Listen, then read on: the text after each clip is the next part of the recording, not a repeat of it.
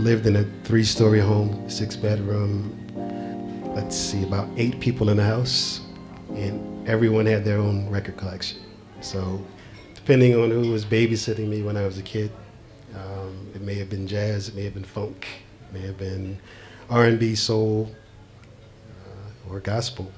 So music was just, it was like brushing teeth, tying shoes, blinking. It just was a natural thing.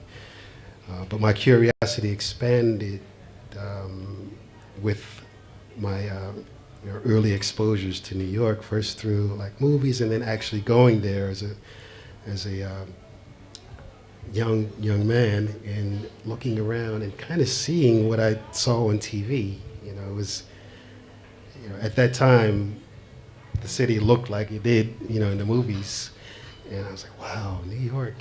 And Stevie Wonder has a great song, Living in the City.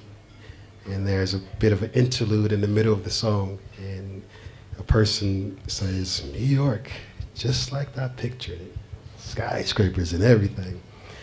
And I'm just a little guy, and I thought, I just want to be here. I didn't know why, I just felt like it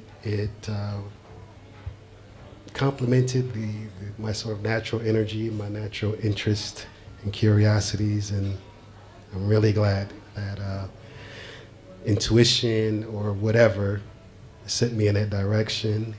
I think that's a nice way to start this talk. It's just, what were the things that resonated with you all, that maybe got you to listen a little closer to what was coming out of New York City. So.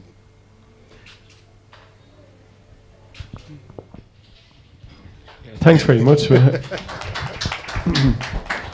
it's very, very, very difficult to follow something that's so, I suppose, for you, you got to live the dream, and we just kind of got to see the dream from the other side of the world. But my first introduction really to New York as a place that was completely different from everywhere else was the movies of Spike Lee, and I think that he had a huge role to play in exposing a culture that was, you know, just so musical and different and poetic and lyrical, even without the beats, you know, like, and the way people spoke.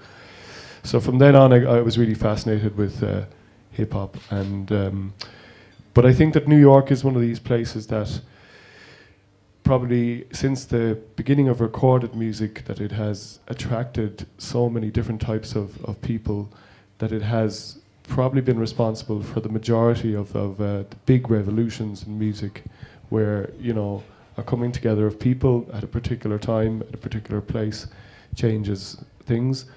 And so you can definitely say that about jazz, you know, throughout the 40s and the 50s, it changed the face of music. And it did so again in the 70s and the 80s. And I've been there recently, and while it might not be changing the landscape very much, like New York is one of these places where music is intrinsic in people's lives. And I arrived this year on the day that your amazing president, Donald Trump, that guy, he banned the people from arriving at the airport. So I have to put a little funny caveat, which is pretty bad really, but I had an Achilles tendon injury at the time, so I had crutches. So I could have walked easily, but they said, do you want wheelchair assistance? So I said, yeah, of course. And so there was a tiny Sikh lady pushing my wheelchair around the protest, and I was trying to convince her to stop and let me off, but she wouldn't do it. But I managed to bypass the entire thing and get straight into New York. But we went back out that evening, and when we were on the motorway, people's windows were down, and for the first time in many years, what struck me was like the unifying power of radio. I don't know what show it is. You probably know which one it is on Friday night. You probably know as well, Colm. Hip-hop show. Hot something maybe? Hot 97, yeah. But like everybody was listening to that show, and they were talking about what was happening at the airport and stuff. And it was just an example of like how music is not just a thing in itself, it's a unifying force. And and it was a beautiful thing just to hear and see people leaning out of cars and grooving to music that was the other people were doing exactly the same thing. So it's a very, very special place. I'll follow on there when you mentioned Hot 97, and that's kind of where my memory of New York comes from, because I was always into my dad's sister. She married an American, and she lives in Philadelphia, and we've been over loads when we were growing up or whatever.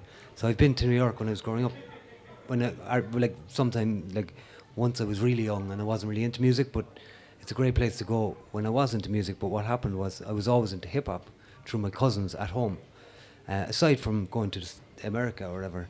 But I used to just buy CDs, so like this is like 1994, 95, and then I just my cousin moved over there, and he was listening to Hot 97, and he's like, I'm sure this is the type of music that Colm is into back home, so what I'll do is I'll record some show for him. And lo and behold, it was a show on a Monday night, and it was on a 90-minute cassette tape, and it was this guy, DJ Evil D from the Beat Miners, who are like one of the best production units for mid-90s hip-hop, and as a DJ he's incredible. So I just got this tape in the post, and up until that point I was just collecting CDs, and I never thought about DJing or playing music to other people. It was just more for me and for making tapes for my friends or whatever.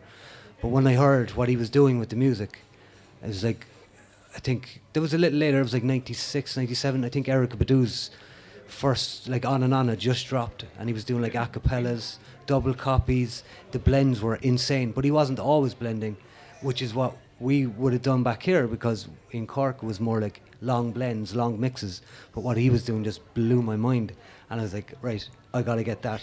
And yeah, there's still a couple of tunes on that tape that I don't have, and I'm always on the hunt for it. I got most of them, but that's how I got in. Like, and that actually kind of moved me to start collecting records. So what I did then is, my dad's next trip to his sister, I said, here's a list.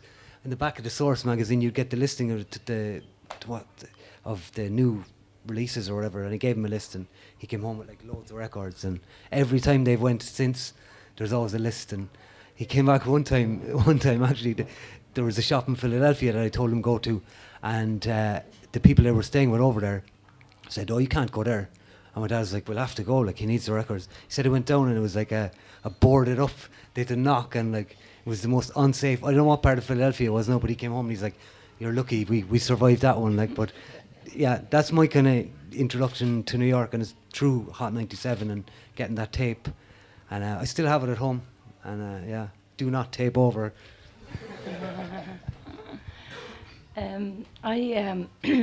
I grew up between Limerick and Dublin, and when I'm listening to Marv's story, I can tell that probably we have the similar generation, but obviously we were from different countries, and they were so far apart as well at the time, and it was pre-internet and that. Although I did have Limerick family that lived in Philadelphia also, so we were very familiar with that.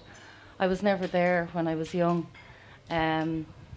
but I think the first introduction to New York music I would have been in Dublin before I moved to Limerick. And because we listened to a lot of 80s alternative UK music, we kind of discovered their influences, which were bands like Suicide and like the Velvet Underground and things like that. I suppose bands like the Velvet Underground influenced so many bands in the 80s as well, like Jesus Mary Chain or My Bloody Valentine and things like that. It would have been later as well where we got more exposed to New York punk, even though it had been around for a long time. It was actually living in Limerick that I kind of got to know the Stooges albums and Ramones and things, Television and bands like that. But I do remember when I got into dance music, there was a lot of dance music like house labels, like Strictly Rhythm and Nervous and Warlock and those kind of labels. But again, you know, we were vinyl collectors, but that kind of music was really, really hard to get. It would be if someone was going over to New York. It was like, are you going record shopping? Could you get us this from, you know, this rare record? Could you go to a certain record shop to get it? And I remember we were running one of our first house clubs in Limerick, and a DJ from Galway came down, and he had a Strictly Rhythm record. And it was just like, wow, can I touch it? Can I see it? We knew all the songs, but we actually had no access to a Strictly Rhythm record. And I remember being in a record shop in Dublin, which was actually the side shop, and going in there and seeing a Strictly Rhythm record on the shelf and just grabbing it. I didn't care what it was. I just wanted to own it, you know, just to have one eventually, you know. I've loads of them now. But another thing as well, I was really lucky because my brother was into hip hop, who he'd also been to Philadelphia. He brought me to a lot of gigs, like Public Enemy and Gangstar, and that very early, like the first time they would have been touring Europe, which would remind me of the punk time as well, the American punk time, was that I think a lot of those hip hop bands were quite shocked by how Europe and Ireland and the UK received them, you know, like how into their music they were. You know, I kind of learned that after from reading interviews with them. And even with house DJs too, like Moody Man and Dave Morales and Roger Sanchez and that they felt more appreciated over here because in New York it was such a small underground movement, and that they were kind of been invited to these countries, and a lot of them had never even left New York or the states around New York. So yeah, that was, and again, it was pre-internet as well, so like everything's so accessible now. I see those Strictly Rhythm records are being re-released now if you want them on vinyl at the moment. So yeah, how rare things were, how harder it was to get that music, even the hip hop music as well. So that would be my kind of earliest or most vivid memories of New York and living in Ireland as well.